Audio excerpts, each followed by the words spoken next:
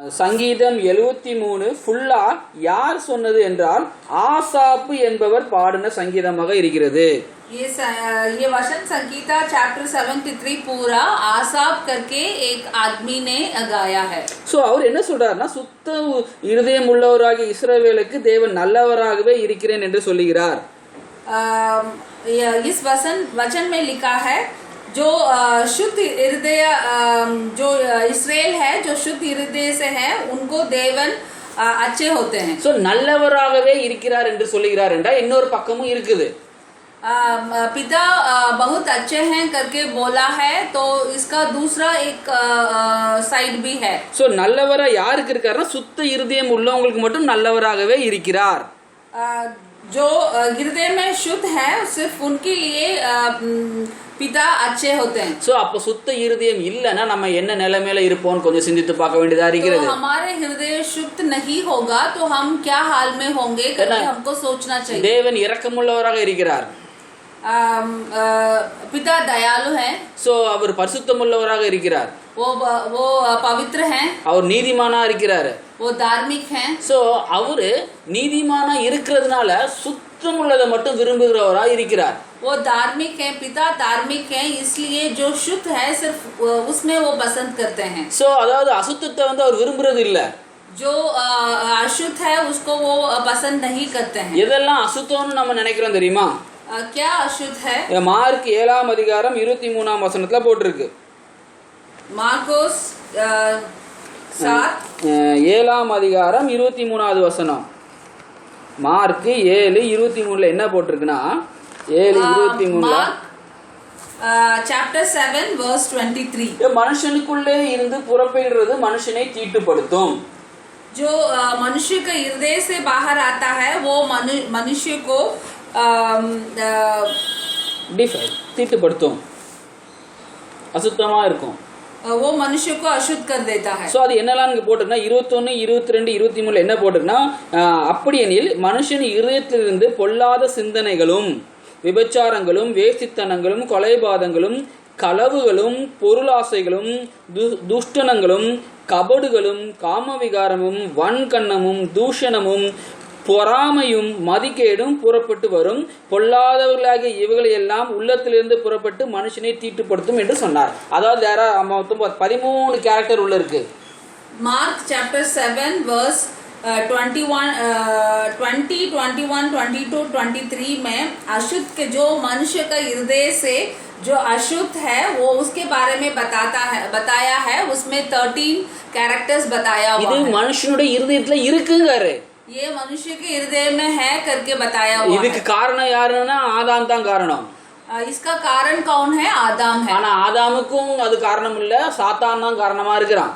आदम भी कारण करके नहीं बोल सकते हैं, शैतान उसका कारण है. ஏன்னா அவர் வழிவகுத்தாரு, அவன் உள்ள வந்துட்டான். But the origin is from the சாத்தான். அது எதுல இருந்து தொடங்குதுன்னா சாத்தான்ல இருந்து தான் தொடங்குதா இருக்குது. मगर वो कहां से शुरू हुआ था? वो सैतान से शुरू हुआ है. ஏன்னா ஆதியிலே வந்து தேவனுக்கும் சாத்தானுக்கும் தான் சண்டையாவே இருக்கு. स्टार्टिंग से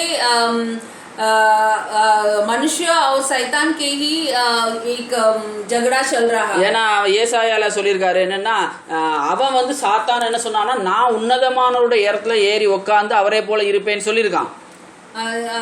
ऐसाया चैप्टर में दिया हुआ है. शैतान ने बोला है मैं जो बहुत बड़ा जगह है वहाँ बैठ के सबको राज्य करूंगा करके उन्होंने बताया. அவன் அப்படி சிந்தித்ததுனால இருதயத்தில் சிந்தித்ததை அறிந்த தேவன் அவனை வந்து பரலோகத்துல இருந்து பூலோகத்துக்கு தள்ளி விட்டுட்டாரு. उन्होंने मन में ऐसे सोचा था मैं सबसे बड़ा वाला पवित्र जगह में बैठ के सबका राज्य करूंगा करके उन्होंने उनके मन में सोचा था. उन्होंने ऐसे मन में सोचा इसलिए पिता ने उसको उस ऊंची जगह से नीचे फेंक दिया. இது வந்து ஹிஸ்டரியா இருக்கு. ये एक हिस्ट्री है. ஆனா அதுக்கு சைமல்டேனியஸ்ல அதே போல இன்னொரு சம்பவம் நடந்திருக்கு. ये जैसा दूसरा भी एक संभव हुआ है. அது என்ன நடந்திருக்குன்னா பிதா வந்து நினைக்கிறாரு நான் ராஜாவா இருக்கிறது போல நான் உருவாக்குற மனுஷர்களும் ராஜாவாக இருக்க வேண்டும் என்று நினைத்தார். ऐसे ही पिता भी यही सोचा था जो मैं जैसे राजा होके राज्य कर रहा हूँ जैसे सारे मनुष्य भी राजा होके राज्य करेंगे. ஆனா ஒரு ராஜ்யத்துல ஒரு ராஜா தான் இருக்க முடியும். मगर एक राज्य में एक ही राजा हो सकते हैं। அதனால தான் மனுஷனை ராஜாவை ஆக்குறதுக்காக பூமியை உருவாக்கினாரு. इसलिए एक राज्य में एक ही राजा हो सकता है, इसलिए मनुष्य राज करने के लिए इस पवित्र को बनाया था। சோ சங்கீதத்துல கொடுத்திருக்கு, வானங்களை தேவனிடத்திற்கும் பூமியை மனுபுத்திரருக்கும் கொடுத்தார் என்று வசனம் இருக்கு. वचन संहिता में दिया हुआ है, आसमान को देवर लोगों को दिया है और ये एर्थ को मनुष्य को दिया है। சோ நம்ம தான் இங்க ராஜாவா இருக்கிறோம்னு தேவன் ஆல்ரெடி பிளான் பண்ணிட்டாரு. இதுக்காக தான் படைக்கவும் செஞ்சாரு. हम ही यहाँ पे राजा होते हैं, वो ऑलरेडी पिता ने प्लान किया हुआ था और वो हुआ भी है। அதனால தான் ஆதாம வந்து படைத்து ஆசீர்வதித்து இந்த பூமியை ஆளுகை செய்யணும்னு சொன்னாரு. इसलिए जो जेनेसिस चैप्टर में लिखा हुआ है, वो अब्राहम आदम को बनाने के बाद पिता ने उनको बोला था, तुम इस पवित्र को राज्य करोगे। சோ அப்போ என்ன நடக்குதுன்னா ஆளுகைங்கிறது தான் இம்பார்ட்டன்ட் மேட்டரா இருக்கு. तो जो राज्य करना है वही बहुत बड़ा चीज है। சோ தேவன் வந்து ஆளுகைங்கிற அவர் இந்த பூமியை ஆளுகை செய்யாம மனுஷனிடத்துல கொடுத்திருக்காருங்கிறது தெளிவாக இருக்கிறது. तो पिता ने राज्य करने के लिए ये वाला पवित्र ये एर्थ को मनुष्य को दे दिया है। சோ இப்போ என்ன ஆகுதுன்னா இந்த ஆளுகை செஞ்சு கொண்டே தான் இருந்தான் ஆதாம். जो आदम ने राज्य कर रहा था, அவன் எந்த மிருகங்களுக்கு பேரிட்டானோ அப்படியே தான் நடந்துச்சு.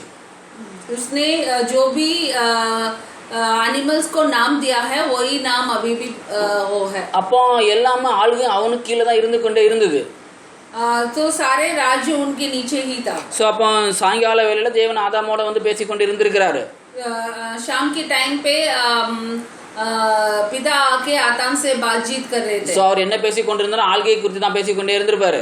तो वो क्या बात कर रहे होंगे, ये राज्य के बारे में ही बात कर रहे होंगे। சோ அவர் சொல்லியிருப்பாரு, ஒரு மண்ணை இப்படிதான் ஆளணும், ஒரு கல்லை இப்படிதான் ஆளணும், ஒரு மரத்தை இப்படிதான் ஆளணும்னு அவர் சொல்லி கொடுத்துட்டு இருந்திருப்பாரு. एक एक चीज को कैसे राज्य करना है करके उसने बताया होगा। एक पेड़ को कैसे करना है, एक पत्थर को कैसे करना है, एक मिट्टी को कैसे करना है करके राज्य के बारे में ही ये बताया होगा, बात कर रहे होंगे। தேவன் வந்து மனிதனை பண்படுத்த தான் இந்த பூமியில வச்சிருக்காருன்னு ஒரு வசனம் சொல்லப்படுது. ये इस पवित्र को ठीक करना ही काम है करके जेनेसिस चैप्टर में दिया हुआ है। சோ தேவன் வந்து அதை தான் குறித்து அவன்கிட்ட பேசிக்கொண்டே இருந்திருப்பாரு. तो उसके बारे में ही पिता उनसे बात कर रहे थे। அதுல ஆளுகை முழுமையாக இருந்து கொண்டு இருந்தது. उसमें राज्य के बारे में बातचीत पूरा हुआ होगा। இந்த ஆளுகையை பிடிக்கிறதுக்காகத்தான் சாத்தானை நம்ம திட்டமிட்டான். तो इस राज्य को लेने के लिए ही शैतान ने प्लान किया था। இன்னைக்கு வந்து அவன் வந்து மரியாதை அவனோட ஆளுகை எனக்கு தான் சொல்லியிருந்தா அவன் எதிர்த்து நின்றுப்பான். तुम ये वाला सारे राज्यों को मुझे दे दो करके सीधा सामने आके शैतान ने आदम से पूछा होगा, तो आदम ने शैतान के साथ झगड़ा किया होगा। சண்டை நடந்து ஆதாம் வெற்றி பெற்றிருப்பான். उस युद्ध में शायद आदम जीत भी गए होंगे। சோ ஆனா அவன் வந்து சண்டை போட வரவே இல்லை. इसलिए शैतान ने झगड़ा करने के लिए नहीं आया था। ஆனா அவனிடத்துல ஒரு தந்திரமான ஒரு காரியம் இருந்தது. वो क्लेवरली उससे वो राज्य को छीनने के लिए सोच रहा அவன் था। ஆதாமை வஞ்சிக்க தொடங்கினான். तो उसने आदम को चीट किया था। சோ வஞ்சனை என்பது வேற எதுவும் இல்ல, அதாவது பாதி உண்மையா இருக்கும் பாதி பொய்யா இருக்கும். तो वो चीटिंग जो शैतान ने आदम को चीट किया था, वो चीटिंग की मतलब ये है उसमें आधा सच्चाई और आधा झूठी होगी। கட்டாயம் இதை நம்ம வெறிந்து கொள்ள வேண்டும் என்றால் சத்திய ஆவியானவர் சொன்னா மட்டும் தான் நமக்கு புரிந்து கொள்ளவே முடியும். ஏன்னா அவர் தான் சத்தியமா இருக்கிறாரு. इसको हमको समझना है, तो जो पवित्र आत्मा है, जो सत्य है, वही हमको बता सकते हैं। He is a person. वो एक आदमी है। அந்த சத்திய ஆவியானவர் உங்களோட வந்து அவர் உங்களுக்கு சொன்னா மட்டும்தான் இது புரியவே போகுதுன்னு இருக்கு. पवित्र आत्मा एक आदमी है, वो आके आपको ये सारी चीज के बारे में बताएंगे, तभी आपको समझ में आएगा। அதாவது நம்ம வந்து கிராமப்புறங்களிலோ நகரப்புறங்களோ பார்த்துக்கலாம், பேய் பிடிச்சிருக்குன்னு சொல்லுவாங்க. हमने गांव में और शहर में देखा है जो दुष्ट आत्मा से पीड़ित हुआ है करके। ஸோ அவங்களோட கேரக்டர்ஸ் வந்து டிஃப்ரெண்டாகவே இருக்கும். जो जैसे जिस दुष्ट आत्मा से जो पीड़ित हुए हैं उनकी कैरेक्टर्स अलग होता है। அதை பார்த்தாலே நம்ம கண்டுபிடிச்சிடலாம், இட் இஸ் நாட் நார்மலாகவே இருக்க மாட்டாங்க. उनको देखने से हमको पता चल जाता है वो आदमी जैसे नहीं होंगे। ஏன்னா அவங்களோட கேரக்டர்ஸும் அவங்களுடைய செய்கைகளும் அப்படியே தான் இருக்கும். क्योंकि उनकी जो क्रिया है और उनकी कैरेक्टर्स है वो ऐसे ही होता है. அடுத்தது வந்து அதே போல தான் இந்த துஷ்ட ஆத்மா எப்படி ஒருத்தனை பிடித்துக் கொள்றோ அதே போல பரிசுத்த ஆத்மாவும் ஒருத்தனை பிடித்துக் கொள்ள ஒரு காரியமா இருக்கிறது. जैसे दुष्ट आत्मा से एक आदमी पीड़ित होता है, ऐसे पवित्र आत्मा से भी वो पीड़ित होंगे. ஸோ இந்த பரிசுத்த ஆத்மாவால் பிடிக்கப்படுறதுன்னு சொல்லாம பசுத்தாக நமக்குள்ள வந்து வாசம் பண்ணுகிறார் என்று தெளிவாக சொல்லப்பட்டிருக்கு. हम पवित्र आत्मा से पीड़ित करके हम नहीं बोलते हैं, हम बोलते हैं पवित्र आत्मा आपका अंदर आके रहेगा करके बोलते. ஸோ பிடிக்கிறது என்பது ஒரு ஒரு ஒரு ஒரு ஒரு என்ன சொல்லுவோம் விரும்பப்படாத காரியமா இருக்கிறது. पीड़ित करके बोलेंगे तो वो एक पसंद वाला चीज़ नहीं है, क्योंकि हम वो चीज़ को नहीं चाह रहे होंगे, फिर भी वो आके हमको पकड़ता है. ஆனால் அதோட வாழவும் முடியும். फिर भी उसके साथ भी जी सकते हैं. அதாவது அவங்களுக்கு அது பழகி போயிட்டுனா அதோட வாழ ஆரம்பிச்சிருவாங்க. वो उनके साथ रहना शुरू कर देते हैं तो उनको वो आदत हो जाती है. அதனால தான் மந்திரவாதிகள்லாம் அதோட ஒரு ஒரு ஒரு ஒரு ஐக்கியமா இருக்கிறாங்க. इसलिए जो मंत्र तंत्र करते हैं वो लोग वो जो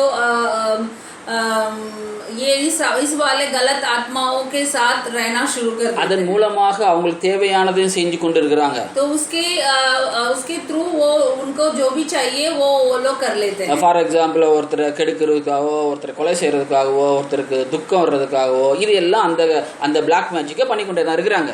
तो ये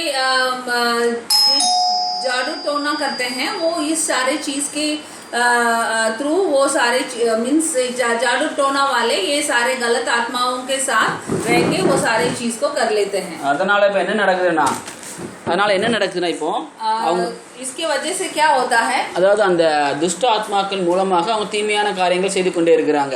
பட் அதே போல நம்ம பரிசுத்த ஆவியானவர் நம்மளோட வாழ்க்கையில வரும் பொழுது பரிசுத்த ஆவியானவரும் நமக்காக கிரியை செய்து கொண்டிருக்கிறார். ஏனென்றால் ஒரு தீய மனிதனிடத்தில் தீய சக்திகள் கிரியை செய்கிறது போல ஒரு பரிசுத்த ஆவியின் மனிதனிடத்தில் பரிசுத்த சக்திகள் கிரியை செய்கிறது நீதியாக இருக்கிறது. ஏனென்றால் பரிசுத்த ஆவியானவருடைய கனிதான் பரிசுத்த ஆவின் கனி. அன்பு, சந்தோஷம், சமாதானம், சாந்தம், தயவு, நீடிய பொறுமை, விசுவாசம், நற்குணம், இச்சையடக்கம், இது எல்லாமே பரிசுத்த ஆவியானவருடைய கனியாக இருக்கிறது. जो गलातियंस चैप्टर 5 में जो दिया हुआ है वो सारे चीज पवित्र आत्मा का फल है. सो எப்பொழுது பரிசுத்த ஆவியானவர் நமக்குள்ள வருகிறாரோ அவருடைய கிரியை ஆரம்பிக்கிறதா இருக்கிறது. जो पवित्र आत्मा हमारा अंदर आते हैं तो पवित्र आत्मा की वो फल हमसे दिखाई देता है. அதாவது இங்க ரெண்டு காரியங்களை குறித்து நம்ம பார்க்க போகிறோம். हम दो चीज के बारे में बताने वाले हैं. சுத்தம் இருதயம் உள்ளவராக ஒரு வசனத்தை குறித்து தியானிக்க போறோம். जो शुद्ध हृदय के बारे में एक वचन के बारे में हम मनन करने वाले हैं. அவர்கள் மேல் பொறாமை கொண்டேன் என்ற மூணாம் வசனத்தின் குறித்து தான் பார்க்க போறோம். वचन संगीता चैप्टर 73 वर्स 3 में जो लिखा हुआ है उसके बारे में ही हम अभी मनन करना चाह रहे हैं. फर्स्ट ऑफ ऑल நம்மளுடைய இருதயத்தை சரியாக்கணும்னு அங்க தேவன் சொல்ல விரும்பல அந்த இடத்துல சொல்லப்பட்டிருக்கிறது.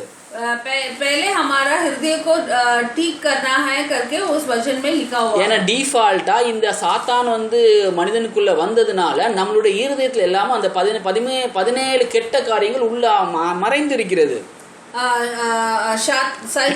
शैतान ने जो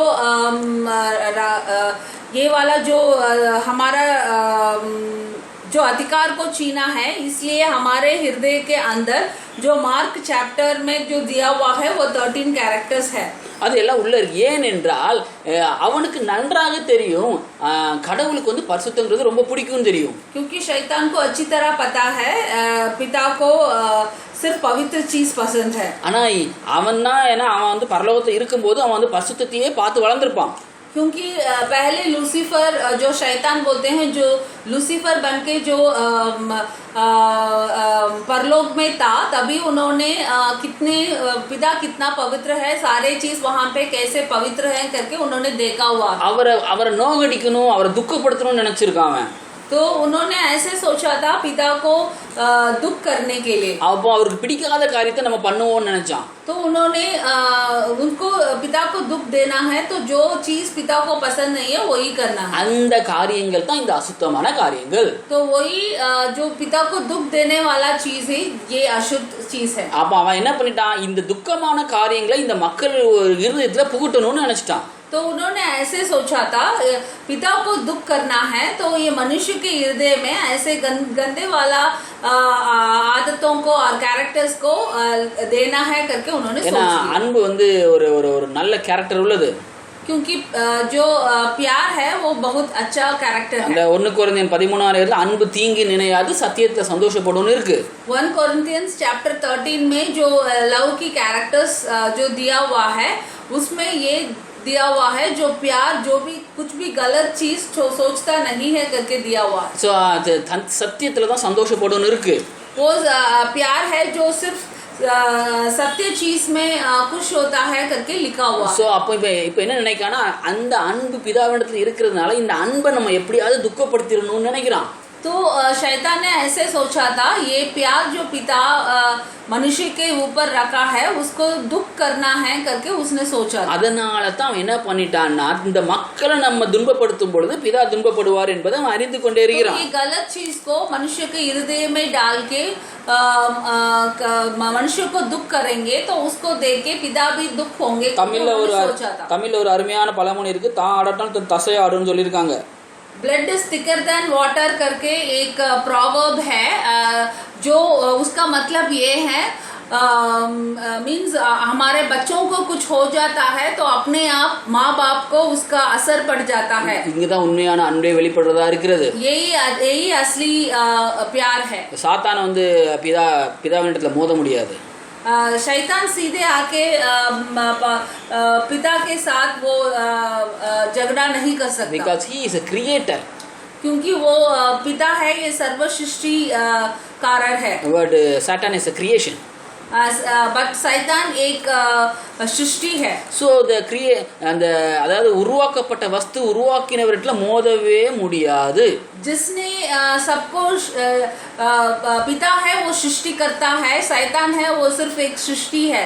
सृष्टिकर्ता के सामने आके खड़े नहीं हो सकता। ஸோ அதனால தான் அவன் தந்திரமா என்ன பண்ணான்னா இவரோட அன்பான நேச்சரை புரிந்து கொண்டு தன்னுடைய ஜனங்களை துன்பப்படுத்தினால் அவர் துன்பப்படுவார் என்று அறிந்து கொண்டான். इसलिए शैतान ने ऐसे सोचा था तो मैं सीधे आके पिता के साथ सामने आके उसके साथ झगड़ा नहीं कर सकता हूँ, तो जिसके ऊपर पिता ने प्यार रखा है जो मनुष्य है उनको मैं दुख पहुँचा देता हूँ, उनको मैं गलत कर देता हूँ, फिर पिता उसके वजह से दुख हो जाएंगे। ஸோ அதனால தான் இவன் என்ன பண்றான்னா அந்த சாத்தானான ஆளுகையை புடுங்கிட்டு மனுஷனுடைய இருதயத்துல தீமைகளை விதைக்க ஆரம்பிச்சிட்டான். इसलिए शैतान ने आदम से वो अधिकार को छीना और ये गलत चीजों को मनुष्य के हृदय में डाला। இப்போ மனுஷனுடைய இருதயத்துல தீமைகளால நிறைந்திருக்கிறது. अभी मनुष्य के हृदय में सारे गंदगी चीज हैं। அதை வந்து பிதாவினால பொறுக்கவே முடியாம இருக்கிறது. वो इस चीज को पिता मीन्स टॉलरेट नहीं कर पा रहे because God is holy. क्योंकि पिता पवित्र है। அதனால தான் தேவன் பரிசுத்தராகவே இருக்கிறார், பரிசுத்தம் உள்ளவர்கள் வாசம் பண்ணுகிறார்னு இருக்கு. इसलिए बाइबल में लिखा हुआ है पिता पवित्र है एंड पवित्र लोगों के साथ वो जी रहे हैं। ஸோ அதனால தான் இந்த பூமியில ஒரே ஒரு பங்கு முதல்ல தெரிந்து கொண்டார். इसलिए इस अर्थ में उसने लोगों को चूज किया है। ஸோ என்டையர் எர்த் முழு பூமியும் சாத்தானுடைய கைகளுக்கு போய்விட்டது. ये पूरा जो जमीन है वो जो पूरा पृथ्वी है वो शैतान के हाथ में चला गया है। இப்போ வந்து தேவன் அதை பசுத்தப்படுத்த விரும்புறாரு. अभी पिता उसको पवित्र करना सोचते हैं। அப்போ அதற்காக ஒரே ஒரு மனிதனை சூஸ் பண்றாரு. वो पूरे ये पृथ्वी को पवित्र करने के लिए वो एक आदमी को सेलेक्ट करते हैं। அந்த சூஸ் பண்ணவர் பேர் தான் நோவா. ऐसे जो उन्होंने चूज किया था वो नोवा था। அந்த நோவால இருந்து வந்தவர் தான் ஆபிரகாம். उस नोवा की फैमिली में आया है वो अब्राहम। ஆபிரகாம்ல வந்தவர் தான் ஈசாக்கு. तो अब्राहम की बेटा ईसाक है। ஈசாக்ல இருந்து வந்தவர் தான் யாக்கோபு. ईसाक के बेटा जाकब है। ஏசா இருக்கிறாரு, ஆனா யாக்கோபை தான் நம்ம பெருமையாக சொல்ல முடியும். येसा भी उसका बेटा है मगर उसके बारे में इतना हम मीन्स वो इम्पोर्टेंट नहीं है, हम सिर्फ जाकब के बारे में इम्पोर्टेंट। ஏன்னா யாக்கோபு இடத்துல தேவனுடைய ஆசீர்வாதம் இருந்தது. क्योंकि जाकब के पास ही पिता का पूरे आशीर्वाद था। யாக்கோப்ல இருந்து 17 இஸ்ரேல் ஜனங்களாக மாறப்பட்டாங்க. जाकब से जो 12 इस्राएल ग्रुप आया था। அந்த 12 கோத்திரங்கள் தான் இஸ்ரேலாக தெரிந்து கொள்ளப்பட்டது. जो 12 गोत्र जो जाकब के वंश थे, वो जो 12 गोत्र थे वही इस्राएल लोग हैं, वही पिता से चुने हुए लोग हैं। நல்லா புரிஞ்சுக்காங்க, இது ஒரு வரலாறு. ஆதாம்ல இருந்து நோவால இருந்து அப்ரஹாம்ல இருந்து ஈசாக்குல இருந்து யாக்கோப்ல இருந்து வந்தது தான் 12 கோத்திரங்கள். तो एक हिस्ट्री है। आदाम के वंश में नोवा की वंश में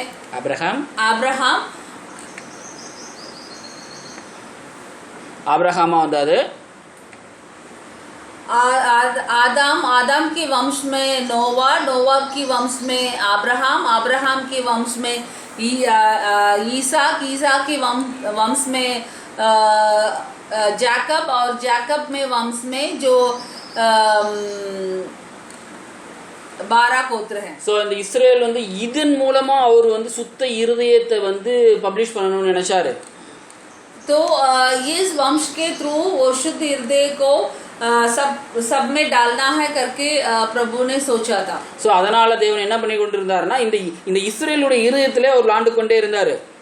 इसलिए जो इस्राएल के हृदय में ही पिता ने क्रिया कर रहे थे। ஸோ இந்த இஸ்ரேல் கூட்டம் எப்படிப்பட்ட கூட்டமா இருந்துச்சுன்னா, जो इस्राएल वंश कैसे वाले लोग थे, அந்த மோசேயினால திருப்பி கொண்டு வரும்போது அவங்க இருதயம் சுத்தமாவே இல்லை. उनके हृदय इतना शुद्ध नहीं था। ஸோ ஆனா தேவன் அவங்களை சுத்தப்படுத்த விரும்பினாரு. मगर पिता ने उनको शुद्ध करने के लिए ஒவ்வொரு காரியங்களையும் கற்பனைகளையும் அவர் சொல்லி கொடுத்து இதை பழக்கி வித்துட்டே வந்து கொண்டிருந்தாரு.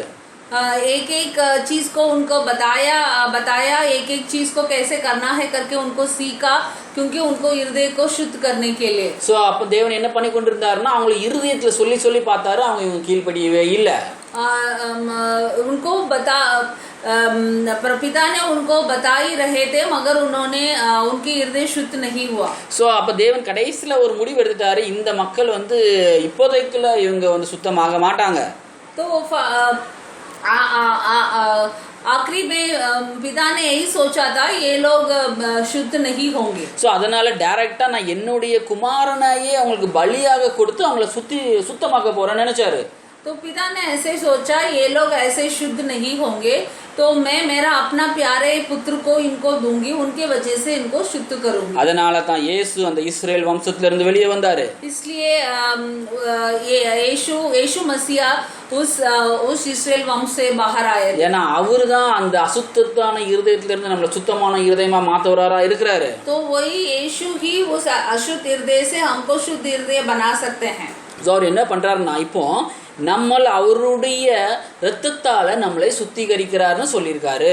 तो वो हमको कैसे शुद्ध करते हैं, उनके लहू के थ्रू हमको शुद्ध करते हैं। சோ அதன் மூலமா நம்மளுடைய இருதயம் சுத்தமாக ஆகிறது என்று நாம் விசுவாசிக்க வேண்டும். तो उनकी लहू के थ्रू हमारा हृदय शुद्ध होता है, हमको विश्वास करना है। அந்த சுத்திகரித்ததுக்கு அப்புறம் உங்களுக்கு ஒரு புது இருதயத்தை தேவன் நமக்கு தருகிறார் என்று வேதத்துல சொல்லிருக்கு. उसको शुद्ध होने के बाद ही हमको एक नया हृदय देंगे करके लिखा हुआ है। சோ அப்போ அதன் மூலமாக நம்ம என்ன ஆயிடுதுன்னா சுத்த இருதயம் உள்ளவராக மாறிடுவோம்.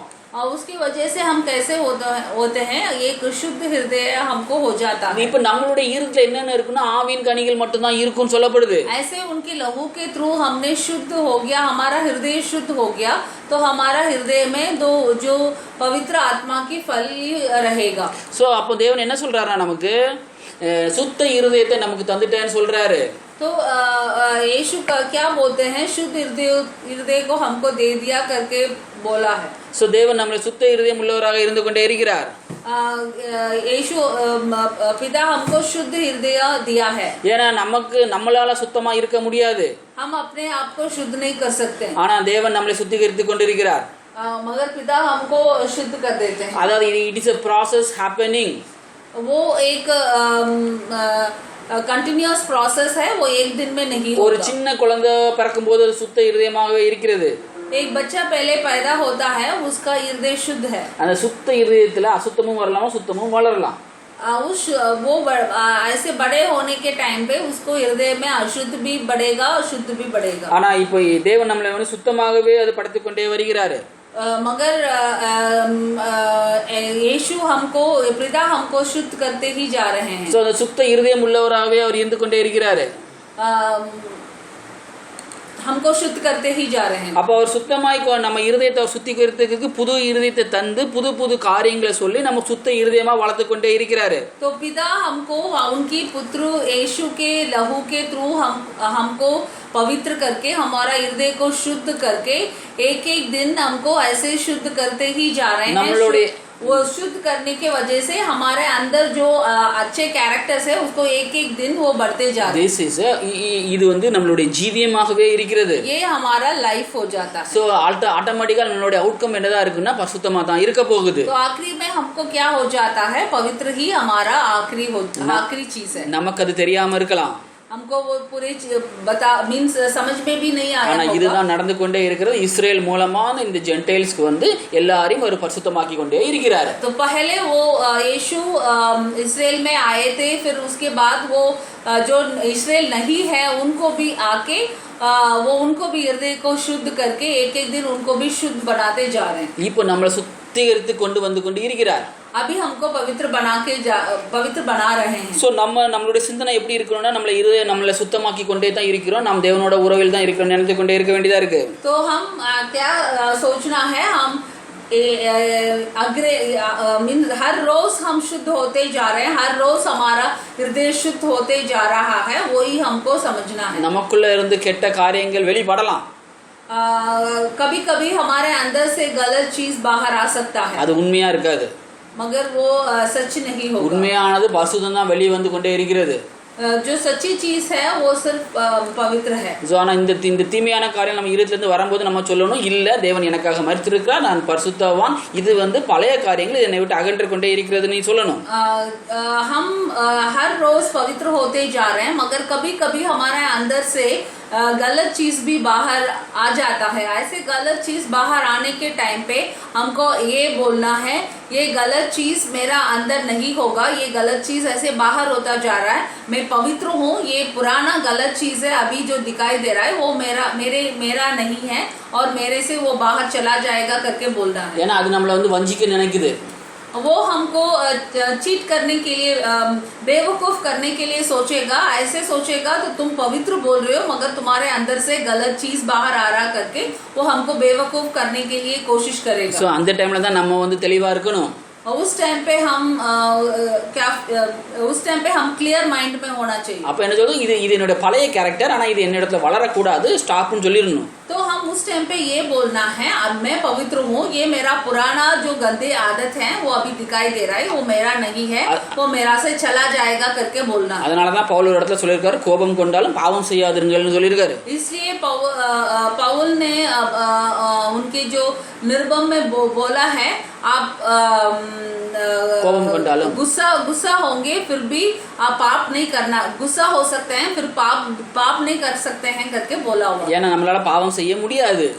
क्योंकि हम पाप नहीं कर सकते. இது நான் சொல்ல வேதத்துல போட்டிருக்கு.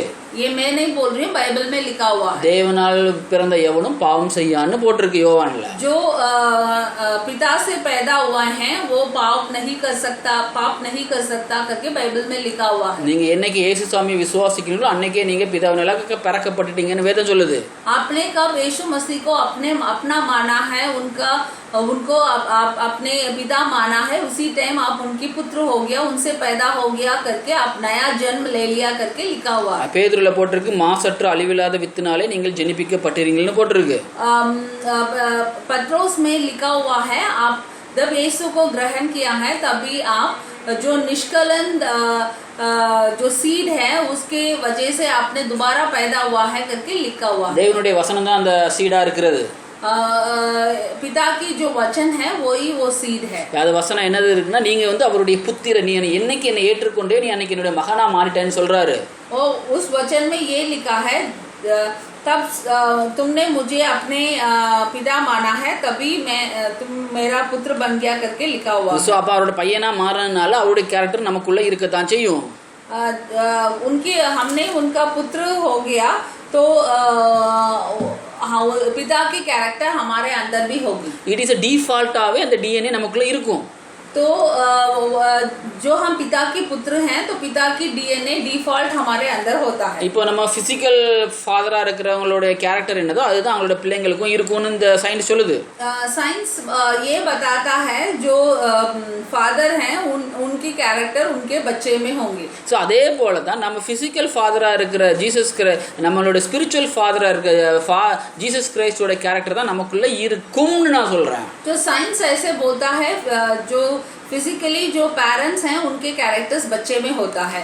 तो अभी हमारा पिता यीशु है तो यीशु के कैरेक्टर हमारे अंदर होगा. அதுக்கு சாட்சி ஆவியானவர்னு அவரே சொல்றாரு. उसका वो कौन ऐसे बताता है जो यीशु की कैरेक्टर तुम्हारे अंदर होगा वो पवित्र आत्मा बताता है. ஸோ நமக்குள்ள அந்த ஆவியானவர் உள்ள இருக்கிறாருன்னு வேதம் சொல்லுது. वो पवित्र आत्मा हमारा अंदर है करके बाइबल में लिखा हुआ है. எபேசியர் 1 எபேசியர்ல சொல்லப்பட்டிருக்கு நம்மளுடைய பரிசுத்த ஆவியினால சீல் பண்ணப்பட்டிருக்குன்னு சொல்லப்படுது. एफिशियंस चैप्टर 1 वर्स 13 में लिखा हुआ है हम वो पवित्र आत्मा से सील हो गए करके लिखा हुआ. அப்ப நமக்குள்ள தான் அவர் இருக்கிறாரு. हमारे अंदर ही हो हैं. நம்ம ஆல்ரெடி போன வாரம் படிச்சிருந்தோம் क्वाटर्निटी பத்தி. हम लास्ट वीक हमने मनन किया था क्वाटर्निटी के बारे में. Father son holy ghost and you நம்ம நாலு பேரும் சேர்ந்து தான் क्वाटर्निटीயா இருக்கிறோம்னு சொல்லுது. पिता यीशु पवित्र आत्मा और हम चारों मिलके क्वाटर्निटी है करके हमने लास्ट टाइम मनन किया था. இப்போ நம்மளுடைய வாழ்க்கை எப்படி இருக்குன்னா பரிசுத்தத்தை நோக்கி தான் போய் கொண்டு இருக்கிறது. तो अभी हमारा जिंदगी कैसा है हम पवित्र को ढूंढ मींस पवित्र हम हर रोज पवित्र होते जा रहे हैं. ஸோ இப்போ அந்த ஜேர்னில தான் நம்ம இருக்கிறோம். हम वही रास्ते में हैं. ஸோ அந்த பயணம் எப்படி இருக்கணும் என்றால் நமக்குள்ள என்ன இருக்குங்கிறத ஒவ்வொரு நாளும் தியானித்து கொண்டே செல்ல வேண்டுவதா இருக்கிறது. तो उस जर्नी कैसे होता है हर रोज हमको ये सोचना है कैसे पवित्र होंगे और कैसे हम पवित्र हो रहे हैं हर दिन करके वही सोच के हमारा जिंदगी आगे चलना है. ஸோ இதுல வந்து அன்பு ஒரு பெரிய காரியமா இருக்கிறது. इसमें प्यार एक बहुत बड़ी चीज. ஏன்னா ரோமர்ல சொல்லப்பட்டிருக்கு அன்பு நமக்கு ஊற்றப்பட்டாச்சுன்னு சொல்லப்பட்டிருக்கு. रोमन्स चैप्टर 5 वर्स 5 में लिखा हुआ है वो जो प्यार है वो हमारे अंदर डाला हुआ है करके लिखा हुआ. அப்ப இப்போ ஃபார் எக்ஸாம்பிள் நீங்க ஒரு கடைக்கு போயிட்டு கொண்டிருக்கிறீங்க. एग्जाम्पल के लिए आप एक दुकान पे जा रहे हैं. உங்க போறதுக்கு முன்னாடி உங்க அப்பா உங்களுக்கு தெரியாம உங்க பாக்கெட்ல ஒரு 10,000 ரூபாய் உள்ள போட்டாங்கன்னு வச்சுக்கோங்க. आप एक दुकान पे जाने के लिए जा रहे हैं तब आपके पिता आपके पॉकेट में एक 10,000 रुपीज 10,000 रुपया डाल दिया मगर आपको पता नहीं है. ஸோ நீங்க ஷாப்பிங் போறீங்க எந்த ஜாமானத்தையும் வாங்கல பார்த்துட்டு ஏக்கத்தோட திரும்பி வந்துட்டீங்க. आपके फादर ने आपके पॉकेट में 10,000 रुपीज डाला था मगर आपको पता नहीं है. आपने सोचा आपके हाथ में पैसा नहीं है. आप गए सारे चीज को देखा मगर किसी चीज को खरीदा नहीं है. आप वापस आ गए. ஸோ அந்த நீங்க விருப்பப்பட்ட பொருட்கள் எல்லாமே அந்த 10,000 தான் இருந்துச்சு. आपने जो भी चीज लेने के लिए सोच रहे थे वो सारे चीज वो 10,000 में आप खरीद सकते थे. பட் ஆனா உங்களுக்கு அது தெரியல உங்ககிட்ட அந்த பணம் இருக்குங்கிறது. आपके अंदर वो आपके पॉकेट में वो 10,000 है वो आपको पता नहीं था. ஸோ நீங்க அப்படி திரும்பி வந்துட்டீங்க துக்கத்தோட. आप दुखी होके वापस आ गए. ஸோ இது யாருடைய காரணம் யாருடைய மிஸ்டேக்ஸா இருக்கலாம். तो इसमें गलत किसका है. ஸோ தேவன் ஆல்ரெடி உங்ககிட்ட வந்து 10,000 ரூபாய் கொடுத்துட்டாரு. आपके फादर आपके अंदर पर 10,000 रुपीज डाल रखे. ஃபார் எக்ஸாம்பிள் உங்க அப்பா உன்னை வந்து ஷாப்பிங் போயிட்டு வான்னு சொன்னா ஆல்ரெடி அவர் ஆல்ரெடி என்ன பண்ணாருன்னா உனக்கு அந்த பணத்தையும் கொடுத்துட்டாரு போகிறதுக்கும் சான்ஸையும் கொடுத்துட்டாரு. आपके फादर ने आपको बोला था तुम शॉपिंग होके आ जाओ तो इसका मतलब है उसने आपको पैसा दे रखे थे मगर आपको पता नहीं था. தேவன் உன்னை என்னைக்கு தன்னுடைய குமாரன்னு சொல்லியிருக்காரோ அன்னைக்கு அவருடைய கேரக்டர் எல்லாம் உனக்குள்ள இருக்கும். ऐसे कि पिता ने कब बोला तो तुम मेरे पुत्र हो उसी दिन जो पिता की कैरेक्टर है वो सब कुछ आपके अंदर है. ஆனா நீ அதை உணராம இருந்து கொண்டு இருக்கிற. मगर प्रॉब्लम यहाँ पे ये है हमको ही पता नहीं था जो पिता की कैरेक्टर हमारे अंदर है. எனக்கு சந்தோஷம் இல்ல. हम बोल रहे हैं मुझे खुशी नहीं है. எனக்கு சமாதானம் இல்ல. मुझे पीस नहीं है. எனக்கு பொறுமை இல்ல. मुझे पेशेंस नहीं है. எனக்கு செல்फ कंट्रोल இல்ல. मैं सेल्फ कंट्रोल नहीं இது है, இல்லை இல்லைன்னு நீனே சொல்லிக்கொண்டே இருக்கிற. मुझे ये सारे अच्छी कैरेक्टर नहीं है करके हम ही बोलते जा रहे हैं. இதை தான் நீங்க யோசிக்கணும். சாத்தான் அவங்ககிட்ட வந்து இந்த தீமையான கேரக்டர் காட்டி உனக்குள்ள இந்த பரிசுத்தமானது இல்லைன்னு சொல்லிக்கொண்டே இருக்கிறான். तो ये आपकी सोचने वाली बात है, ये सारे अच्छे चीज आपके अंदर है, मगर शैतान आपको बोलता है नहीं तो तुम ये सारे अच्छे चीज तुम्हारा अंदर नहीं है करके शैतान आपको बोलते रहता है. ஆனா उண்மையில என்னன்னா உன்கிட்ட எல்லாமே இருக்கு. मगर सच्ची ये है आपके अंदर वो सारे अच्छी चीज है. ஆனா நீ அதை உணர வேண்டியதா இருக்கிறது. प्रॉब्लम ये है जो सारे अच्छे कैरेक्टर, जो पिता के अच्छे कैरेक्टर हमारे अंदर है करके हम महसूस नहीं कर पाते. நானே வழியும் சத்தியமும் ஜீவனுமா இருக்கிறேன்னு சொல்லிறாரு. मैं ही सत्य हूँ, मैं ही रास्ता हूँ और मैं ही जीवन हूँ करके पिता ने बोला है. என்னில் நிலைத்திருந்தால் கனி கொடுப்பான்னு சொல்றாரு. जो मेरे अंदर है तो मेरे साथ रहते हैं वो फल देगा करके भी लिखा हुआ है. என்னை இல்லாமல் உங்களால ஒன்றும் செய்ய முடியாதுன்னு சொல்றாரு. मेरे बिना आप कुछ नहीं कर सकते हैं करके भी लिखा हुआ है. சோ அப்ப அப்சல்யூட்லி இங்க என்ன சொல்ல வர்றாருன்னா, तो फाइनली ये क्या बोलना जा रहे हैं, நான் உனக்கு எல்லாத்தையும் கொடுத்துட்டேன்டா, நீ அதை பயன்படுத்த ஆரம்பின்னு சொல்றாரு. मैंने आपको सब कुछ दे दिया है तो आप उस सारे चीज को यूज करना शुरू करो करके बोल रहे हैं. உண்மையிலே நம்ம வந்து ஞாயிற்றுக்கிழமை மட்டும் தான் தேவனை பத்தி சிந்திக்கிறவனா இருக்கிறோம். हम सिर्फ संडे को यीशु के बारे में सोचते हैं, ஆனா டெய்லி நம்ம ஒரு ப்ராப்ளங்களை சந்தித்து கொண்டே தான் இருக்கிறோம். मगर हर रोज हमारे लाइफ में प्रॉब्लम्स हैं. ஆனா பவுல் இடத்த சொல்லியிருக்காரு, என்னுடைய பலவீனங்களை உங்களாம் பூர்ணமா விளங்குன்னு ஒரு நாள் சொல்லியிருந்தாரு. पौल ने बताया हुआ है मेरे वीकनेस में आपकी ताकत दिखाई देता है. we can use that one. அத நம்ம இன்னைக்கு இங்க பயன்படுத்துறவங்களா இருக்கணும். उस वर्ड्स को हम हमारे लाइफ में यूज करना चाहिए. ஏன்னா நான் என்னைக்கெல்லாம் உனக்கு ஒரு ப்ராப்ளம் வந்து கொண்டே இருக்கிறோ அன்னைக்கெல்லாம் நீ சொல்லணும் இதுக்குள்ள ஆன்சர் எனக்குள்ள இருக்குன்னு நீ சொல்ல ஆரம்பி. कभी भी आपके लाइफ में प्रॉब्लम आता है तो आपको ये बोलना चाहिए इस प्रॉब्लम के आंसर मेरे अंदर ही है करके. बिकॉज தேவன் உனக்கு அந்த ஆன்சரை உள்ளே வச்சிட்டாரு. क्योंकि पिता ने ऑलरेडी उसकी आंसर आपके अंदर रखा हुआ है. அவருடைய கேரக்டர் அன்ரைச்சியஸ்னஸ் கிடையாது. पिता की कैरेक्टर्स धार्मिक है, वो बिना धार्मिक नहीं है. ஜஸ்டிஸ் ஆன கடவுளா இருக்காரு. நீதி உள்ள தேவன். वो राइचियस हैं.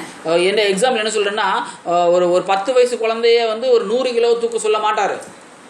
वो जैसे धार्मिक हैं वो एक 10 इयर्स लड़की को 100 kg को उठाने के लिए नहीं बोलते. அவர் தாமே சோதிக்கப்பட்டபடினால் சோதிக்கப்படுகிறவர்களுக்கு உதவி செய்ய வல்லவராய் இருக்கிறார்னு சொல்றாரு. उन्होंने यीशु यहाँ पे इस दुनिया में एक आदमी बन के जी रहे थे, तभी उन्होंने सारे सुख दुख को छेना है. तो उनको पता है एक आदमी को क्या क्या दुख होगा. तो बाइबल में ये लिखा हुआ है मैंने सारे दुख को मुझे पता है आप लोगों को क्या क्या दुख होगा, तो वो दुख से कैसे बाहर आना है वो रास्ता भी मैंने आप लोगों को दिया हुआ है. திராணிக்கு மேல சோதிக்கிறவர் அல்லன்னு சொல்றாரு. आपकी ताकत के ऊपर आपको कोई परेशानी नहीं आती. அதுக்கு தப்பித்துக்கொள்ளியும் போக்கையும் உண்டாக்குகிறேன்னு சொல்றாரு. उस प्रॉब्लम से कैसे बाहर आना है उसकी रास्ता भी वो आपको देगा करके लिखा हुआ है. நீங்க ஒவ்வொருத்தருக்கும் யோசிக்க வேண்டியது என்னன்னா answer is with me only. तो जो भी प्रॉब्लम आपके लाइफ में आता है आपको ये सोचना है वो प्रॉब्लम की जो आंसर है वो आपके अंदर ही है. डिफॉल्ट எல்லாரும் சொல்றாங்க ஜீசஸ் இஸ் द आंसर அப்படின்றாங்க. डिफॉल्टली सबने ऐसे बोलते हैं जीसस ही जो भी प्रॉब्लम है उसका जवाब जीसस है करके बोल देते हैं. நான் அதை அக்ரி பண்றேன்.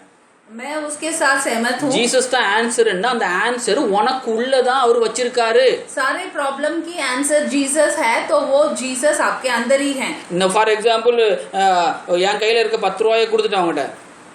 एग्जाम्पल मेरे हाथ में जो 10 रुपया था मैंने आपको दे दिया. என் பாக்கெட்ல வேற பைசாவே கிடையாது. मेरे पॉकेट में और कुछ पैसा नहीं है. நீங்க வந்து திருப்பி ஒரு 10 ரூபாய் தாங்கன்னு கேக்குறீங்க. आप दोबारा आके मुझे बोलते हैं आप एक 10 रुपया दे दो. நான் ஆல்ரெடி இருந்த 10 ரூபாய் கொடுத்துட்டேன் அவங்ககிட்ட. मैंने ऑलरेडी जो 10 रुपया मेरे हाथ में था उसको दे दिया. திருப்பி என்கிட்ட ஒரு 10 ரூபாய் தாங்க நீங்க கேக்குறீங்க. दोबारा 10 रुपया दे दो करके आप पूछ रहे हैं. நான் என்ன சொல்ல உனக்கு ஆல்ரெடி தந்துட்டேனே அப்படிமே.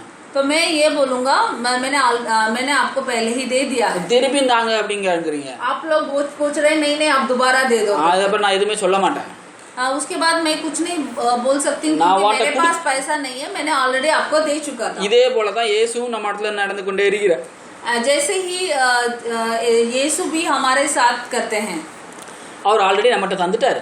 उन्होंने सारे चीज हमको ऑलरेडी दे चुके हैं। திருப்பி திருப்பி நீங்க அவர்கிட்ட கேட்டா அவர் எந்த ஆன்சரும் பண்ண மாட்டாரு. बार बार जाके उनसे आप पूछेंगे तो उनसे कोई जवाब नहीं आएगा, ஏன்னா நீங்க அவரை புசிக்கும் பொழுது அவருடைய சரீரமா நீங்க மாறிடுவீங்க. क्योंकि वो आप प्रभु भोजन लेते हैं तभी आप उनकी शरीर बन जाते हैं। அவருடைய ரத்தத்தை குடிக்கும் போது அவருடைய ரத்தமா நீங்க மாறிடுவீங்க. उनको लहू को आप पीते हैं तभी आपकी लहू उनकी लहू हो जाता है। அந்த வசனத்தை படிக்கும் போது அவருடைய சிந்தனையா நீங்க மாறிடுவீங்க. आप बाइबल में वचन पढ़ते हैं तो आपकी सारे थॉट्स उसके वचन का हिसाब हो जाता है। அதை கேட்கிறவரா மட்டும் இல்லாம செய்யறவரா மாறுங்கன்னு சொல்றாரு. बाइबल में ये लिखा हुआ है सिर्फ वचन सुनने वाला नहीं, उसके जैसे क्रिया करने वाला भी होना चाहिए। ஏன்னா கிரியைக்காரர் உள்ள இருக்காரு, கட்டாயம் அவர் பண்ணதான் ஆரம்பிப்பாரு. क्योंकि जो हमको क्रिया करने वाला है वो हमारा अंदर है, वो हमको क्रिया वचन के अनुसार क्रिया करने के लिए वो मदद करेगा। So there is no answer, the answer is with us only. क्योंकि इसलिए जो भी प्रॉब्लम्स है उसके आंसर बाहर नहीं है, वो हमारा अंदर है। ஹீலிங் ப்ராப்ளமா? आपका बीमारी की प्रॉब्लम है, அவருடைய தலைமுறையில நம்ம குணமாயிட்டோம்.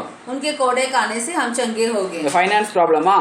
फाइनेंशियल प्रॉब्लम है, அவருடைய தரித்திரத்தால நம்ம ஐஸ்வர்யனாக மாறிட்டோம். उनकी कंगालपन से हम ऐश्वर्य हो गए। நமக்குள்ள சமாதானம் இல்லையா? आपके अंदर पीस नहीं है, ரத்த வேர்வை சிந்தினதுனால நமக்கு சமாதானத்தை உண்டு பண்ணி ஒரு எமோஷனல் ஹீலிங் நமக்கு கொடுத்திருக்காரு.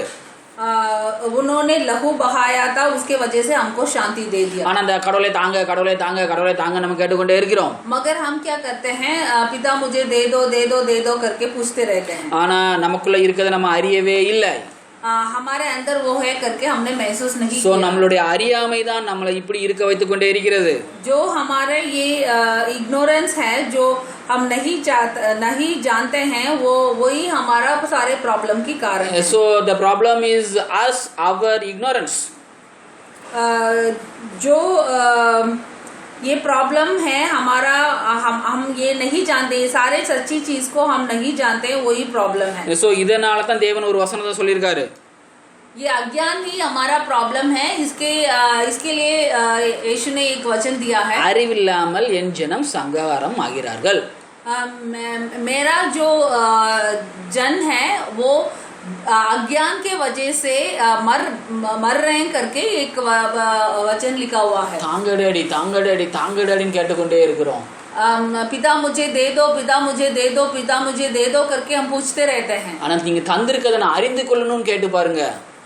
हमको अभी ऐसे प्रार्थना करना है, पिता आपने सारी चीज मुझे दिया है, सब कुछ मुझे अंदर है, उसको महसूस करने के लिए मुझे ज्ञान दे दो करके हमको पूछना है। சோ இந்த லென்ஸ் எல்லாம் சின்ன பிள்ளையில நீங்க படிச்சிருப்பீங்க. हमने बचपन में ये मैग्नीफाइंग लेंस के बारे में पढ़ा है। லைட் ஒரே லைட் தான், रोशनी एक ही है, ஆனா அந்த லென்ஸை வச்சு அப்படியே ஃபோக்கஸ் பண்ணும்போது அது நெருப்பாக எரிய வாய்ப்பு இருக்கு. तो आप लाइट एक ही लाइट है, आप उस रोशनी को वो लेंस में फोकस करते रहेंगे किसी चीज के ऊपर, वो उस चीज जलना शुरू कर देगा। சோ அந்த மாதிரி நம்ம அதனுடைய தாட்ஸ் ப்ராசஸ் அங்க கொண்டு வரணும்னு சொல்லப்படுது. ऐसे हमारे योजनाओं को एक साइड में हमको फोकस करना है करके बता रहे हैं। இந்த ப்ராப்ளத்துக்கு இதுதான் ஆன்சர்னு நம்ம ஃபோக்கஸ் பண்ணிட்டே இருக்கணும். எனக்குள்ளதான் இருக்கு, இப்ப நான் சொல்றேன் நான் ஹீல்டு நான் ஹீல்டு நான் ஹீல்டு நான் ஹீல்டு. जो भी प्रॉब्लम हमारे लिए है, सारे प्रॉब्लम की जवाब हमारे अंदर ही है। सो कोई भी प्रॉब्लम होगा उस प्रॉब्लम की आंसर हमारे अंदर से निकाल के उसी चीज के ऊपर हमको फोकस करना चाहिए। நீங்க சொல்றதுக்கும் உனக்குள்ள இருந்து சொல்றவருக்கும் வித்தியாசம் இருக்கு. हम अपने आप बोल रहे हैं और हमारा अंदर से पवित्र आत्मा बोल रहा है, उस दोनों का फर्क है। நீங்க ஆவியானவர்கிட்ட சொல்லுங்க, हम पवित्र आत्मा को बोलना है, ஆவியானவரே நீங்க சொல்லுங்க எனக்கு நான் ஹீல்டு நான் ரிச்னு சொல்லுங்க ஆவியானவரேன்னு சொல்லுங்க। पवित्र आत्मा को ये बोलना है, पवित्र आत्मा आप मेरे अंदर से बताओ मैं चंगाई हो चुकी हूँ, मैं ऐश्वर्यवान हूँ करके आप मेरे अंदर से बताओ करके बोलना है। So this is the first respect to the Holy Ghost. यही होली गोस्ट को एक पहला रेस्पेक्ट है। வித்தவுட் ஹோலி நீங்க ஆவியானவரை விட்டுட்டு வெறும் கன்ஃபெஷன்ல நீங்க எல்லாத்தையும் பெற்றுக்கொள்ளலாம்னு நினைக்காதீங்க. पवित्र आत्मा के बिना सिर्फ कन्फेशन करने से ही हमको सारे चीज मिल जाता है करके मत सोचो। அன்பில்லாத விசுவாசம் செத்ததா இருக்கிறது. जो विश्वास प्यार के बिना जो विश्वास है वो मर चुका है। கிரியை இல்லாத விசுவாசம் செத்தது, जो विश्वास बिना क्रिया का है वो भी मरा हुआ है। அன்பினால் கிரியை செய்கிற விசுவாசமே உதவுன்னு ஒரு जो வசனம் இருக்கு. विश्वास प्यार के थ्रू क्रिया करता है वही आपको मदद करेगा करके लिखा हुआ அந்த है। ஃபெய்த்தும் தேவையா இருக்கு, ஆக்ஷனும் தேவையா இருக்கு. பட் இது எல்லாத்தையும் நடத்துறது வந்து லவ்வா தான் இருக்கு. विश्वास भी जरूरी है, क्रिया भी जरूरी है, मगर इस दोनों को चलाने वाला प्यार है। சோ ரோமர் 5:5 சொல்லப்பட்டிருக்கு, நமக்கு அந்த அன்பு ஊற்றப்பட்டிருக்கு. रोमन्स चैप्टर 5 वर्स 5 में लिखा हुआ है वो प्यार हमारे अंदर डाला हुआ है। நம்ம அறியாமைனால அந்த அன்பு நமக்குள்ள இருக்குது அறியாம இருக்கிறோம். हम अज्ञान के वजह से जो हमारे अंदर वो प्यार है करके हम अभी तक जाना नहीं है। சோ அப்ப ஆவியானவரே நீங்க அதை எனக்கு அறிவிங்க, நீங்க அதை செயல்படுத்துங்க, நீங்க சொல்லுங்க அவர்கிட்ட. अभी आपको ये पूछना है, पवित्र आत्मा आप हमको बता दो हमारे अंदर जो प्यार है जो आपने हमारा अंदर डाला हुआ है उसको महसूस करने के लिए आप उनको ज्ञान दे दो करके आप पवित्र आत्मा से पूछना है। என்கிட்ட இல்லைன்னு நான் சொல்லல ஆவியானவரே, என்கிட்ட இருக்கு. मैंने ये नहीं बोल रही हूँ मेरा अंदर नहीं है, என்கிட்ட இருக்கு, मेरा अंदर है, ஆனா அதை பயன்படுத்த உதவி செய்யுங்கன்னு அவர்கிட்ட கேளுங்க. उसको कैसे यूज करना है वो मुझे पता नहीं है। उसको कैसे यूज करना है, जो सारे प्रॉब्लम की आंसर मेरा अंदर है, उस प्रॉब्लम के आंसर को मेरे अंदर से कैसे निकाल के यूज करना है उसके बारे में आप मुझे बता दो करके आप पवित्र आत्मा से पूछना है। இதுதான் growth-ஆ இருக்கு. यही हमारा ग्रोथ है। இந்த growthல வரும்போது தான் இயேசுவோட பெரிய காரியங்களை நம்ம செய்வோம்னு இயேசு சொல்லிட்டு போயிருக்காரு. तो ऐसे हम हमारे वो जो पवित्र जिंदगी में हम बढ़ाई होते जाएंगे, ऐसे बढ़ाई होने से ही இயேசு சொல்லிருப்பாரு என்னோட பெரிய காரியங்களை செய்வேன்னு சொல்லியிருக்காரு. ऐसे एक एक दिन हम इस पवित्र उसमें हम बढ़ते जाएंगे, ऐसे बढ़ते जाएंगे तो यीशु जो इस दुनिया में जो भी क्रिया किया था उससे ज्यादा क्रिया हम करेंगे करके यीशु ने बताया है। So that is the ultimate goal of our life. वही हमारा लाइफ का एक मकसद है। நீ பரிசுத்தம் ஆக வேண்டும், அவர் செய்த காரியங்களை செய்ய வேண்டும், அப்பொழுதுதான் பிதா நீங்க கனி கொடுக்கும் போது பிதா உங்களில் சந்தோஷப்படுவரா இருப்பார்னு சொல்லியிருக்கு. आप पवित्र होना चाहिए एंड यीशु ने जो भी क्रिया किया था वो क्रिया करना है, आपको वो पवित्र आत्मा की फल देना है, तभी पिता आपके ऊपर खुश होंगे। சோ இன்னைக்கு உங்களுக்கு தெரியும் உங்களுக்குள்ள அன்பு இருக்கு, அந்த அன்பு நீங்க கிரியை செய்ய போறீங்க, அதன் மூலமா நீங்க கனி கொடுக்க போறவங்களா இருக்க போறீங்க. तो अभी आपको पता चल गया आपके अंदर वो प्यार है एंड प्यार उस प्यार के वजह से आप क्रिया करना जा रहे हैं एंड वो प्यार आपको जो पवित्र आत्मा को फल को आपके अंदर से दिखाई देगा। சோ அப்ப சாத்தானுக்கு உங்களுக்கு சண்டை கிடையாது. अभी आपको और शैतान को कोई झगड़ा नहीं है। உங்களுடைய தாட்ஸ்க்கும் உங்களுடைய தாட்ஸ்க்குமே சண்டை நடக்குது. आपकी अपनी जो सोच है उसको और आपको ही झगड़ा है। பிகாஸ் நல்ல தாட்ஸும் வருது, கெட்ட தாட்ஸும் வந்து மோதி கொண்டே இருக்கு. आपके अंदर अच्छे वाले सोच भी आते हैं और गलत सोच भी आते हैं, जो झगड़ा उस दोनों सोच के बीच में है। அப்ப அந்த தாட்ல யார் ஜெயிக்க போறாங்கிறது நீங்க தான் இப்ப டிசைட் பண்றதா இருக்கீங்க. उस सोच में कौन से सोच जीतेगा वो आप ही डिसाइड करोगे। So that is a very good help நமக்கு இருக்கு. हमके लिए एक बहुत बड़ा हेल्प भी है इस चीज में। ஆவியானவர் உள்ள இருக்காரு, पवित्र आत्मा हमारा अंदर है, உள்ள இருந்து சொல்றாரு, वो अंदर से बोलते हैं நீ என் பையன், तुम मेरा बेटा हो, நீ நீதியா இருக்கிற, तुम धार्मिक हो, நீ ஹீல் ஆயிட்ட, तुम चंगाई हो चुके நீ हो, ரிச்சா இருக்க, तुम रिच हो, எனக்கு எமோஷனல் ஹீலிங் இருக்கு உனக்கு. तुमको भावना में हीलिंग है। இது எதை சொல்லுனா நீங்க அந்த டைம்ல வேதத்தை எடுத்து படிக்கும் போது இவர் எதை சொல்லிக் கொண்டே இருப்பாரு. उस टाइम पे आप बाइबल को लेके पढ़ेंगे तो यही चीज आपको बताई जा रही है। அப்ப அந்த தாட்டை தூக்கி நம்ம ரீப்ளேஸ் பண்ணணும், நோ தூர போ நெகட்டிவ் தாட்னு சொல்லிரணும். तो हम उस टाइम पे ये बोलना है नेगेटिव थॉट को तुम मेरे से बाहर निकल जाओ करके बोलना है। உங்களால முடியலன்னா நீங்க அவர்ட்ட ஹெல்ப் கேளுங்க. अपने आप ये नहीं हो सकता तो आप पवित्र आत्मा से मदद मांग सकते हैं। எனக்கு தாங்கன்னு கேட்றாதீங்க, मुझे हेल्प दे दो करके मत पूछना। ஆல்ரெடி எனக்குள்ள இருக்கு, நான் அதை பயன்படுத்த உதவி செய்யுங்கன்னு சொல்லுங்க. मेरे अंदर ऑलरेडी है, उसको यूज करने में मुझे मदद करना करके पूछ लीजिए। அதாவது இல்லாதவனுக்கு உதவி செய்யறதுக்கும் இருக்கிறவனுக்கு உதவி செய்யறதுக்கும் வித்தியாசம் இருக்கு. जिसके पास नहीं है उसको मदद करना और जिसके पास है उसको मदद करना, दोनों में फर्क है। இல்லாதவனுக்கு நீங்க கொடுத்து அதுக்கப்புறம் அதை செயல்படுத்த சொல்லி தரணும். जिसके पास कुछ भी नहीं है उसको आप पहले देना है, उसके बाद जो आपने दिया है उसको यूज करने के लिए आप उनको हेल्प कर सकते हैं। எக்ஸாம்பிள் ஒருத்தன் கார் படிக்கணும்னு நினைக்கிறான், கார் ஓட்டணும்னு நினைக்கிறான். फॉर एग्जाम्पल जो एक गाड़ी चलाने के लिए गाड़ी चलाना सीखने की कोशिश कर रहे हैं, ஒருத்தன்ட்ட காரே இல்ல, ये एक आदमी के पास बिल्कुल कार नहीं है, ஒருத்தன்ட்ட கார் இருக்கு. दो आदमी हैं, ये दोनों कार चलाने के लिए सीखने के लिए आशा करते हैं, एक के पास गाड़ी है, एक के पास गाड़ी नहीं है। இப்ப யார் முதல்ல கத்துக்கொள்வா? इसमें कौन पहले सीख सकता है? உங்களோட அறிவுனாலே தெரியும், கார் இல்லாதவன் இல்ல, கார் இருக்கிறவன் தான் கத்துக்கொள்ள முடியும். तो आप अच्छी तरह जानते हैं जिसके पास गाड़ी है वही पहले सीख सकता है। அதே போல தான் உங்ககிட்ட இல்லங்கிற நேச்சரை எடுத்து தூர போட்டாச்சு, தேவன் உங்களுக்குள்ள இப்ப வச்சிட்டாரு. तो सेम उसके जैसे आपका पास नहीं है करके वाला सोच को आप निकाल के मेरे पास है करके वाला सोच लेके आना है। இப்போ நீங்க அதை பயிற்சி செய்யறது ஈஸியா இருக்கும். तो आपके अंदर ऑलरेडी सारे जवाब है, तो उसको यूज उसमें पवित्र आत्मा आपको मदद करना काफी आसान है। இது வேதத்துல கூட இந்த வசனத்தை சொல்லிருக்காரு. तो ये बाइबल में भी लिखा हुआ है, ரோமர்ல போட்டிருக்காரு. रोमन्स में लिखा हुआ है, நீங்க அந்நியனா இருக்கிறத காட்டிலும் இப்போ வந்து அவருடைய பிள்ளையா இருக்கிறதுனால அதிக நன்மைகளை பெற்றுக்கொள்வீங்கன்னு போட்டிருக்கு. पहले आप एक स्ट्रेंजर थे, पिता से दूर थे, उस टाइम से अभी आप पिता के पास हैं, उनके पुत्र हैं, अभी आपको मदद करना काफी आसान है करके लिखा हुआ है। அதிக நிச்சயம் இல்லையான்னு போட்டிருக்கு. वो मीन्स ये कंफर्म है करके लिखा हुआ है, அதாவது சகலமும் நன்மைக்கு ஏதுவா நடக்குன்னு போட்டிருக்கு. सारे चीज अच्छी चीज के लिए ही आपको होगा करके लिखा हुआ இது है। யாருக்காக போட்டுனா ஆல்ரெடி இருக்கிறவங்களுக்காக போட்டிருக்கு. किसके लिए ऐसे लिखा हुआ है? जिसके पास सारे चीज ऑलरेडी अंदर है उनके लिए लिखा हुआ இப்போ है। நம்மளுடைய மெசேஜை கேட்குற எல்லாருக்குமே தெரியும் நம்ம நீதிமான்னு தெரியும். हमारे मैसेज जो भी सुनते हैं सबको पता है हम धार्मिक हैं। ஸோ இப்போ நீங்கள் புதுசாக வந்துருந்தீங்கன்னா உங்களுக்காக சொல்லப்படுறேன், நீங்கள் இயேசுவை ஏற்றுக்கொண்டு தன் தேவன் என்று வாயினால் நீங்கள் அறிக்கையிட்டீங்கனாலே நீங்கள் நீதிமானாகவும் அவருடைய பிள்ளையாக மாற்றப்படுறீங்க. जो नया लोग जो सुन रहे हैं उनके लिए मैं बता रही हूँ, तो आपने यीशु मसीह को अपना माना है, यीशु मसीह को अपने पिता करके ग्रहण किया है, तभी आप धार्मिक हो चुके हैं। நான் எதுக்கு அவரை ஏற்றுக்கொள்ளணும்னு கேள்வி உங்களுக்குள்ள வரலாம். क्यों मुझे यीशु को अपना माना है करके एक सवाल आपको उठ सकता है। அவர் உங்களுக்காக மரித்து உங்களுக்காக உயிரோட எழுப்பப்பட்டிருக்காருங்கிறது ஒரு சத்தியமாகவே மறைக்கப்பட்டு இருக்கிறது. वो आपके लिए मरा था, आपके लिए जी उठा था, एक बहुत बड़ा सत्य है, वो अभी तक सबको दिखाई नहीं दिया है। இந்த ஆக்ஷன் வந்து ஒரு லவ் ஆக்ஷனாவே இருக்கு.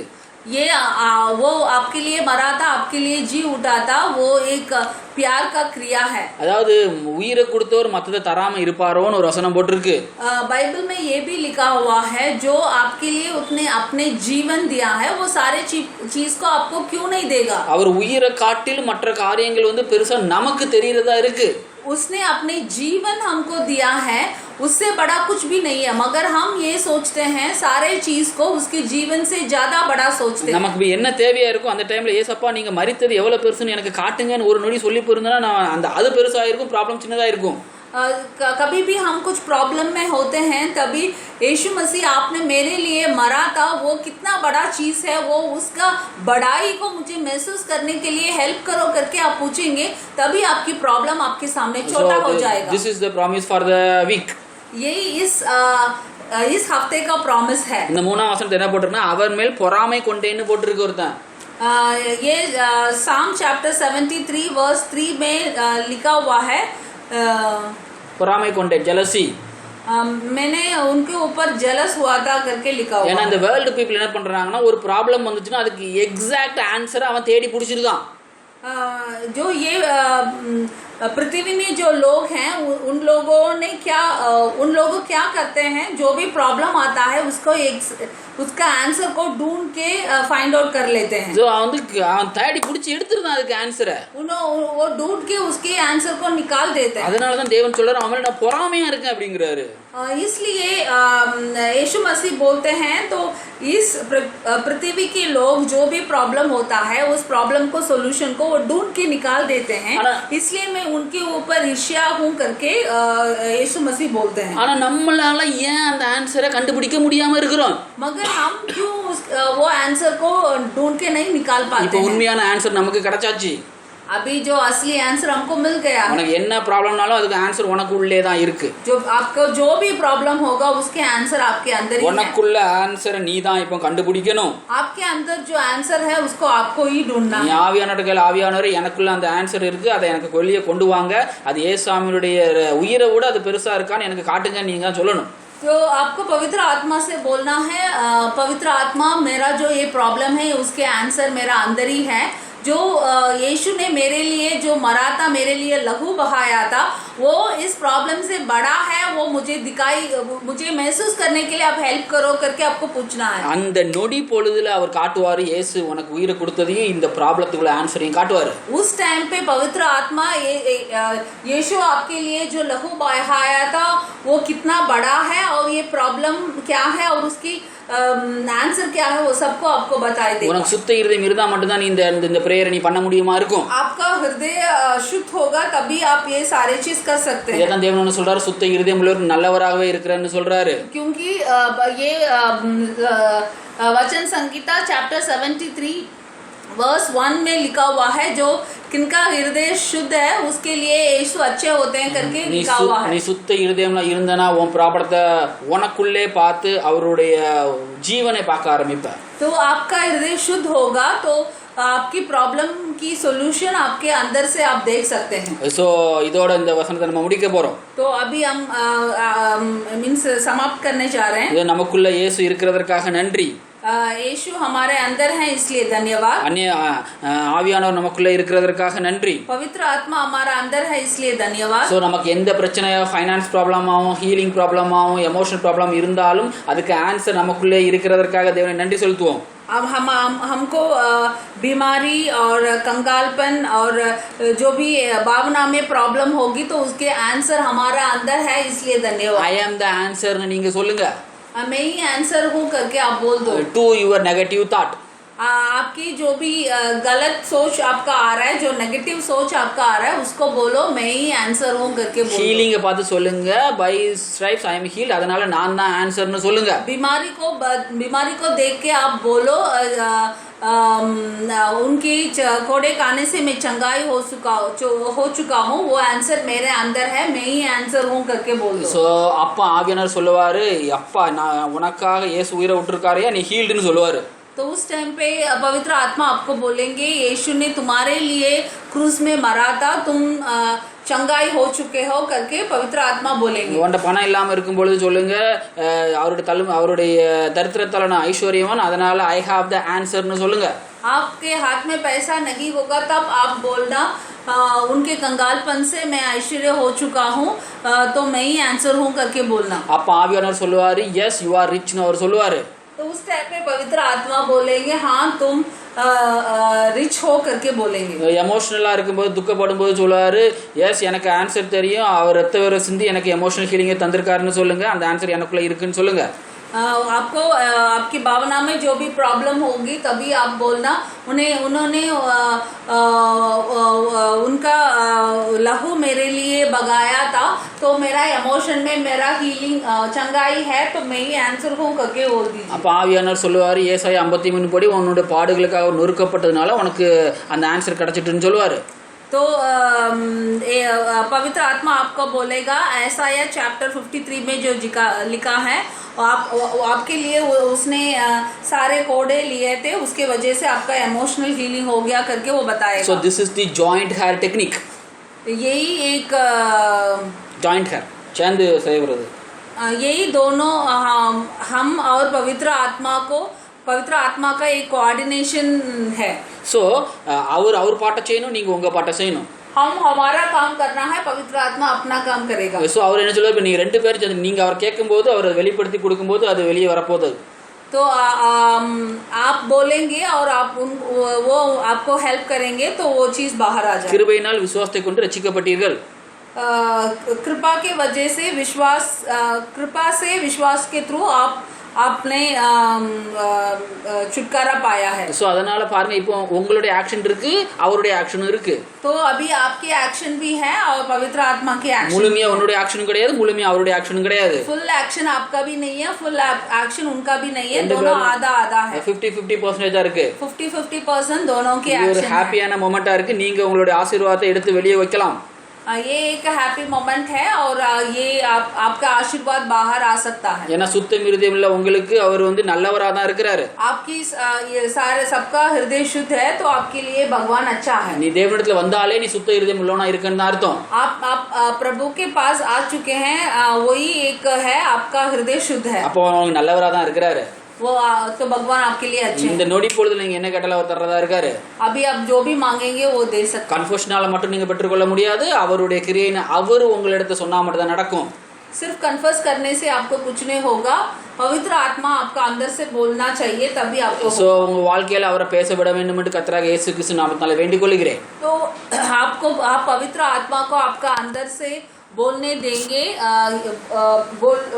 पवित्र आत्मा को आपका बोलने का, आपके अंदर से बोलने का अवश्य आप देना चाहिए, यही मैं प्रार्थना करती So I am praying in the name of Jesus Christ. हूँ। मैं यीशु के नाम से प्रार्थना करती हूँ। Father, thank you for this wonderful day. पिता, इस अच्छी दिन के लिए धन्यवाद। இதை கேட்டுக்கொண்டிருக்க அனைவருக்கும் என்ன தேவைகள் என்று நீர் அறிந்திருக்கிறீர் தகப்பனே. तो जो भी इसको सुनते हैं उनका जरूरत के बारे में आपको पता है। ஸோ ஆவியானவரே நீர் எங்களுக்குள்ள இருக்கிறீர், அதுக்கு ப்ராப்ளத்துக்குடைய ஆன்சர் எங்களுக்குள்ள தான் இருக்கு. पवित्र आत्मा आपके अंदर है, सारे प्रॉब्लम के आंसर भी हमारे अंदर है। ஸோ நான் எங்களுக்கு தேவையானதை நீங்களும் நான் அறிக்கையிடுறது மூலமா சேர்ந்து வெளியே வர வேண்டும் கர்த்தராகிய இயேசு கிறிஸ்து நாமத்திலே வேண்டிக் கொள்கிறேன். हम दोनों मिलके वो प्रॉब्लम के सॉल्यूशन को हम अंदर से निकालेंगे, इसके लिए आपको धन्यवाद। நீங்க சொல்லுங்க அவருடைய தரித்திரத்தால நாங்க ரிச் ஆயிட்டோன்னு. पवित्र आत्मा आप मेरा अंदर से बोलो, उनके कंगालपन से, यीशु का कंगालपन से मैं धनवान हो गया। அவருடைய தரித்திரத்தை அவருடைய தழும்புகளால குணமாயிட்டேன்னு நீங்க சொல்லுங்க.